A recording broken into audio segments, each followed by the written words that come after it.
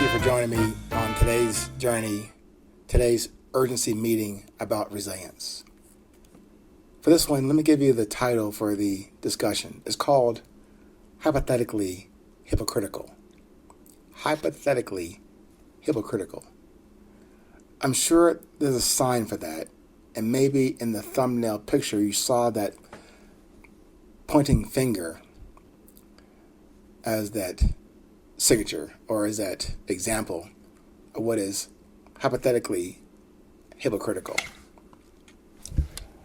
But even when you see that kind of an image, do you see and look into that image for yourself?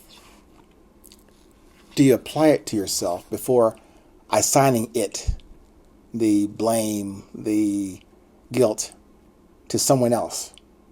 Do you look at it that way? Or you say it's them out there, wasn't me?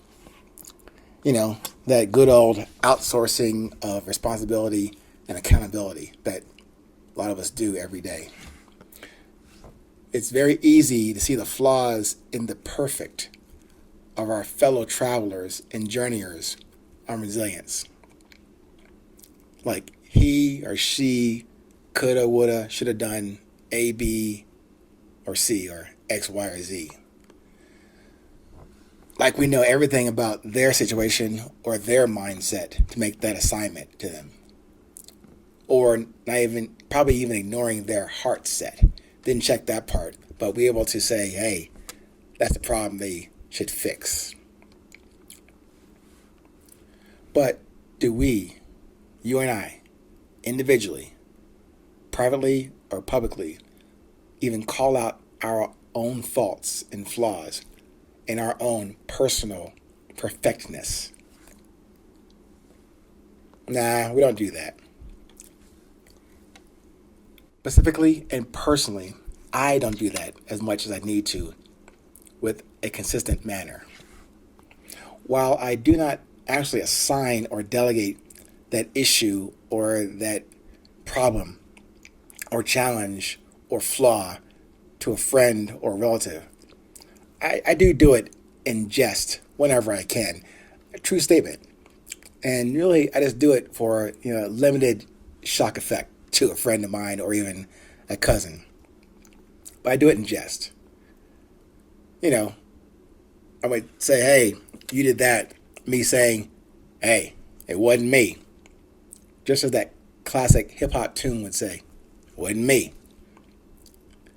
But that's something that many of us repeat on demand, either from me in jest or in seriousness, saying, hey, it wasn't me, it was them, it was her, it was him.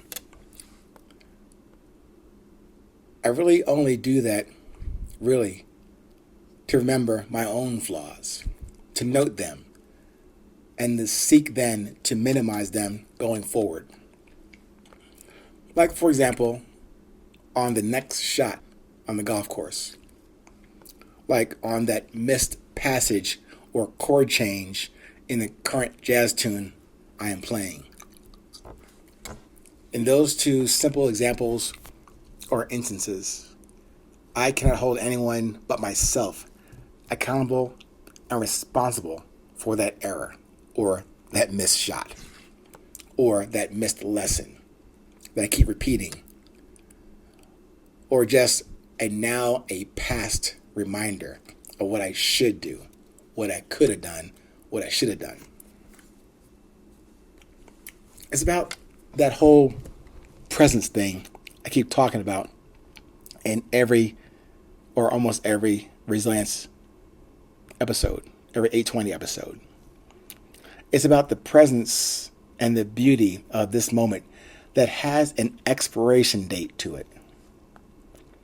So when I do remember to recall that and to reflect on that, I might as well enjoy and embrace and expose myself to the current present experience and not point even one finger at anyone but myself.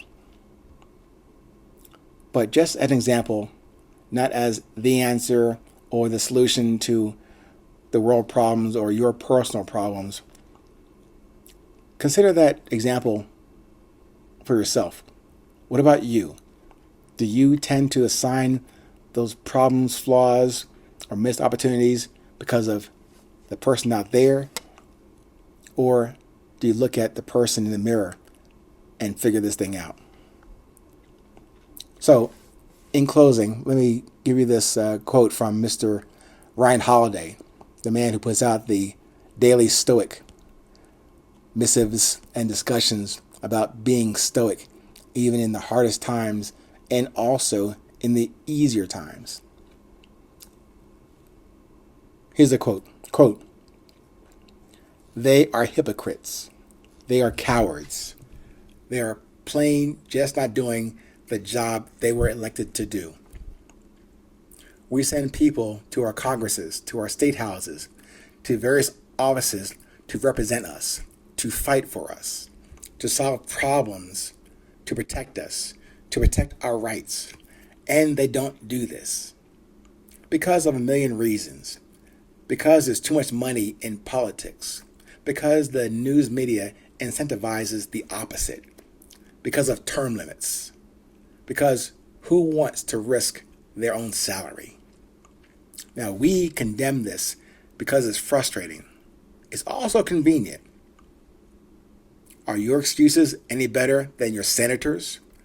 That's what the Killers, a band, sang on Run for Cover. It's a good question. But aren't you also a hypocrite? Are you really doing your job? Which, as Marcus Aurelius reminds us, it is to be good, no matter what anyone else says or does. When was the last time you were courageous? So yes, let's call out the cowards and the corrupt. But also, let's hold up that mirror. Let's make sure we're not just shouting at the world to change while quietly avoiding the work of changing ourselves.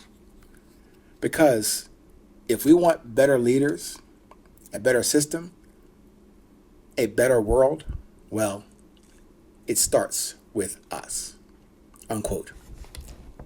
Again, well stated, probably better than I could have summarized in these short 500 seconds on this subject about hypothetically hypocritical people that we all can be on any given day, at any given moment. But with that citation from Mr. Ryan Holiday, isn't that a good question to consider?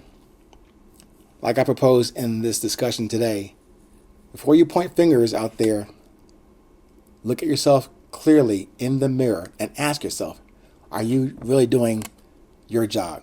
Are you getting into and defining your desire, your discipline, your drive, and to present that beauty that was given only to you, but you say you don't do it because of them?